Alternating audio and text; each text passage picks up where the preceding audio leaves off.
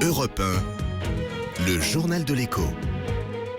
Toute l'actualité éco avec Éric Le Boucher. Bonsoir Éric. Bonsoir Nicolas. La bourse de Paris en hausse aujourd'hui. Plus 0,90%, 4353 points, c'est la troisième séance de hausse de consécutive, mais en fait c'est une journée avec une grande hésitation. Le chiffre du jour. L'euro baisse de 0,5%, il vaut 1,09 $.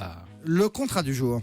Air China a commandé 12 Airbus pour un total de près de 3 milliards de dollars. Le constructeur européen commence bien l'année d'ailleurs, après l'énorme commande de l'Iran, 118 avions, et d'une valeur là de 25 milliards de dollars. Le fait du jour, Éric, ce sont les taux d'intérêt qui deviennent négatifs. Alors c'est assez difficile à comprendre. Ce sont les banques donc qui payent si on leur emprunte de l'argent. Presque, c'est difficile à comprendre en effet. D'habitude, si vous me prêtez, Nicolas, de l'argent, 100 €, je vous paye un petit intérêt, 1 €, 2 €, 5 Je €. compte bien, oui. Voilà, là c'est l'inversion. Vous me prêtez 100 € et c'est vous qui me payez. C'est sans logique. Les mécanismes aujourd'hui traditionnels de l'économie sont complètement chamboulés. Non, alors concrètement, les banques ne vous paient pas encore pour vous prêter, mais c'est un peu pareil.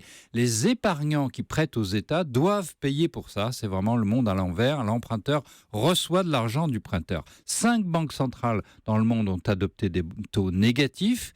Et ces taux-là, ces taux dits directeurs des banques centrales, entraînent les autres, ceux des États. L'Allemagne emprunte aujourd'hui à un taux négatif, la France aussi, la Suisse aussi, et en dehors de l'Europe, le Japon. Et alors pourquoi ce phénomène ? D'abord, on cherche des explications historiques et on n'en trouve pas. Il n'y en a pas eu beaucoup d'antécédents. Mais en gros, aujourd'hui, il y a 2 explications. D'abord, un excès d'épargne dans le monde ou trop peu d'investissement. Trop d'argent, donc l'argent devient moins cher, puis gratuit, puis payé. Il faudrait plus d'investissement, par exemple dans la transition énergétique. Mais cela n'est pas rentable, l'argent n'y va pas. L'autre explication, ce sont les banques centrales, après la fédérale américaine, la Banque du Japon, la Banque d'Angleterre, la BCE aussi, sont venues au secours des économies en abaissant les taux. Mais cette politique monétaire laxiste, finalement, ne conduit pas à une relance de la croissance mondiale. Les taux négatifs, c'est nouveau, totalement non conventionnel, et c'est pour l'instant pas très efficace. Merci beaucoup, c'était le journal de l'écho d'Éric Le Boucher.